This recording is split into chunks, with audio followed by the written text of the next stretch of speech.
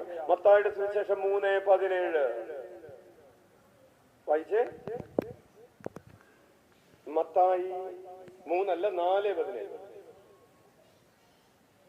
അപ്പോൾ മുതൽ യേശു പ്രസംഗിക്കാൻ തുടങ്ങി, മാനസാന്തരപ്പെടുവിൻ.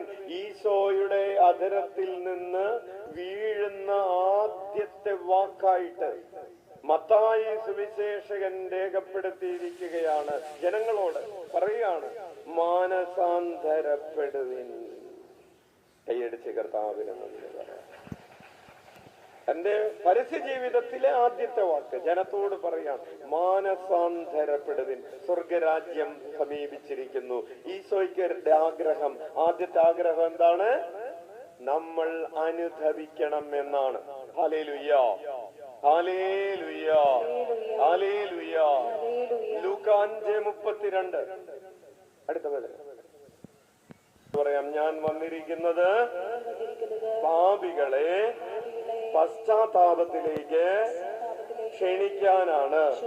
ഇരുകരങ്ങളും ഉയർത്തി വീശിക്കൊണ്ട് പറയാം, ഞാൻ വന്നിരിക്കുന്നത്. പ്രിയപ്പെട്ടവരെ, ആരാണ് പാപികൾ? നിങ്ങൾക്ക് പാപികളായ ആരെങ്കിലും പരിചയമുണ്ടോ? ഞാനാണ്. ആദ്യത്തെ പാപി ആരാണ്? ഞാനാണ്. രണ്ടാമത്തെ പാപി ആരാണ്? നീ. മൂന്നാമത്തെ പാപി ആരാണ്? നമ്മൾ. നാലാമത്തെ പാപി ആരാണ്? നിങ്ങൾ.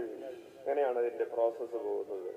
ഐ, then you, പിന്നെ വി, നമ്മൾ, പിന്നെ നിങ്ങൾ, പിന്നെ എല്ലാവരും. Hallelujah, hallelujah. അപ്പോൾ പാപികളെ പശ്ചാത്താപത്തിലേക്ക് ക്ഷണിക്കാനാണ് ഈശോ വന്നത്. ഉച്ചത്തിൽ വിളിക്കാം, ഈശോയേ